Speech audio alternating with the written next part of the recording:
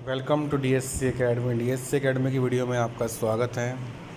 पिछले कई दिन से आपके पास वीडियोस नहीं आ रही थी बिकॉज़ कुछ काम में बिज़ी था मैं। तो आज देखते हैं क्या न्यूज़ निकल के आई है। आज तारीख हो गई है 6 जून दिनांक 2021। तो आज न्यूज़ निकल के आई है। सबसे पहले न्यूज़ है हरियाणा की। हरियाणा में भी लॉकडाउन को लेकर थोड़ा सा आपको रियायत दी जा रही है। अब सुबह 9 बजे से लेकर शाम 7 बजे तक दुकानें खोलने की मंजूरी दे दी गई है। जी हाँ, अब हरियाणा में दुकानें खोलने का समय सुबह 9 बजे से लेकर शाम 7 बजे तक होगा। अनिल विज ने कहा है कि दुकानें खोलने से संबंध ऑड इवन या लेफ़्ट राइट या कोई फार्मूला लागू नहीं होगा। मतलब आपकी दुकानें रोज़ खुलेंगी। पहले जो ऑड इवन से दुकानें खुल रही थी ऐसा कोई फार्मूला नहीं होगा और दुकानें ऑड इवन से खुलेंगी। हालांकि गृह मंत्री ने यह भी कहा है कि राज्य में जो सैलून खोलने हैं, शादियां हैं इत्यादि के विषय में शीघ्र ही मानक तैयार किए जाएंगे। उन्होंने कहा कि धार्मिक स्थलों को खोलने और उनकी व्यवस्था के संबंध में जल्द ही दिशा निर्देश जारी किए जाएंगे। इसके अलावा रेस्टोरेंट, ढाबे इत्यादि में होम डिलीवरी से की जा सकती है, परंतु यह सुनिश्चित करना होगा कि होम डिलीवरी सुबह 9 बजे रात्रि 9 बजे से पहले पूरी हो जानी चाहिए। इसके बाद किसी प्रकार की अनुमति नहीं होगी। देखते हैं अगले क्या न्यूज़ निकल के आई है। अगली न्यूज़ निकल के आई है आयकर विभाग की तरफ से जो नया पोर्टल है उस पर कल से आराम से आप ITR रिटर्न भर सकते हैं।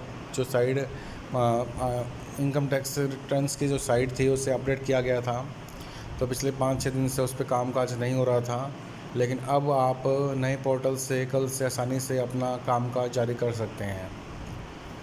आयकर विभाग ने कहा है कि आपके जो इनकम टैक्स है उसमें नए पोर्टल पर तत्काल आयकर जमा करने की सुविधा भी होगी। पोर्टल पर का मोबाइल ऐप भी लॉन्च किया जाएगा। शनिवार को विभाग ने कहा कि मोबाइल ऐप और पोर्टल पर टैक्स जमा करने की सुविधा 18 जून से मिलेगी। नए पोर्टल पर UPI और क्रेडिट कार्ड से भी टैक्स जमा करने की सुविधा मिलेगी। विभाग ने अपने अधिकारियों से यह भी स्पष्ट किया है कि 1 जून से 10 जून तक किसी भी करदाता को टैक्स असेसमेंट के लिए कोई समय नहीं दें। चार्टर्ड अकाउंटेंट विवेक चौधरी ने बताते हैं कि नए पोर्टल पर लॉगिन करने के साथ ही करदाता के सभी लेन देन का ब्यौरा पहले से भरे फॉर्म की शक्ल में सामने आ जाएगा। आयकर विभाग ने यह भी कहा है कि जो आयकर रिटर्न भरने की तारीख है वो 30 जुलाई से बढ़ाकर 30 सितंबर कर दी गई। ऐसा कोरोना संक्रमण के कारण किया गया है। देखते हैं अगली क्या न्यूज़ निकल के आई है। हरियाणा में भी जो HTET लिया जाता है, टीचर एलिजिबिलिटी टेस्ट जो होता है हरियाणा का, उसकी भी जो मान्यता है वो आजीवन कर दी गई है। पहले वो 5 साल होती थी और आपको बता दें कि HTET पास करने वाले सिर्फ हरियाणा में 2.5 लाख युवा हैं और पहले वो 5 साल के लिए मान्यता प्राप्त थे। अब उनको बढ़ा के फिर 7 साल कर दिया गया था। जनवरी 2020 में बढ़ा के 7 साल किया था, लेकिन अब उसे बढ़ाकर आजीवन कर दिया गया। इससे TGT, PGT और JBT के करीब 2,61,611 युवाओं को राहत मिली है। अगली न्यूज़ निकल के आई है लड़कियों की शादी से रिगार्डिंग। हरियाणा में जब लड़कियों की शादी होती है गरीबों की, उसे सरकार के द्वारा 51,000 का कन्यादान दिया जाता है। श्रमिकों की शादी के लिए 51,000 का कन्यादान हरियाणा सरकार के द्वारा दिए जाते हैं। अब सरकार ने स्पष्ट कर दिया है कि जो कन्यादान है उसको आवेदन के 48 घंटे के अंदर कन्या के खाते में डाल दिया जाएगा। यह प्रदेश में श्रमिकों की बेटियों की शादियों में सरकार की तरफ से 51,000 रुपये कन्यादान दिया जाता है। उप मुख्यमंत्री दुष्यंत चौटाला ने शनिवार को श्रम विभाग के अधिकारियों के साथ बैठक में यह निर्देश दिए हैं। अगली न्यूज़ निकल के आई है हरियाणा में रिटायर कर्मचारियों कोरोना वॉरियर्स को मिलेगी LTC मतलब लीव ट्रैवल कंसेशन।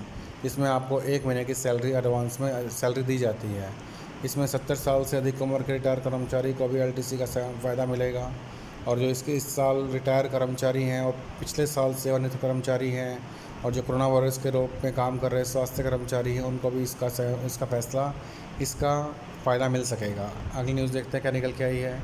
मृत कर्मियों के श्रमिकों को पेंशन देने का फैसला जल्द से लिया जाएगा। सरकार के द्वारा कहा गया है कि जो सरकारी कर्मचारी के परिजनों या सरकारी कर्मचारी की जो एक्सपायर हुए हैं कोरोना के कारण या किसी भी कारणवश, उनके परिजनों को पेंशन दिलवाने का काम जल्द से जल्द किया जाए। यह काम सरकारी कर्मचारियों के द्वारा परिवार के सदस्यों के साथ दस्तावेज तैयार करने के लिए फटाफट किया जाएगा। इसके लिए एक नोडल अधिकारी की भी नियुक्ति करने को कहा गया है ताकि अधिक से अधिक लोगों को और कम से कम समय में पेंशन भोगियों को उनका फ़ायदा दिया जा सके। देखते हैं अगली क्या न्यूज़ निकल के आई है। अगली न्यूज़ निकल के आई है 7 दिनों के भीतर होगा बीमा दावों का निस्तारण। जैसे कि आपको पता है प्रधानमंत्री जीवन ज्योति बीमा योजना के अंतर्गत लंबित दावों के लिए पहले 30 दिन लग जाते थे, अब वो 7 दिन में ही दावे पूरे हो जाएंगे। आपको बस मृत्यु प्रमाण पत्र के बाद आपको वो संबंधित अधिकारी को जमा कराना होगा। उसके 7 दिन के अंदर आपके जो बीमा के पैसे आपके खाते में आ जाएंगे। अगली न्यूज़ निकल गया। तो इसी प्रकार की डेली न्यूज़ देखने के लिए हमारे चैनल को लाइक कर लीजिए, शेयर कर लीजिए, सब्सक्राइब कर लीजिए। अगर आप हमारे चैनल पर नए हैं तो इसे सब्सक्राइब ज़रूर कर दें ताकि मैक्सिमम लोगों तक ये न्यूज़ पहुंच सके। Thank you.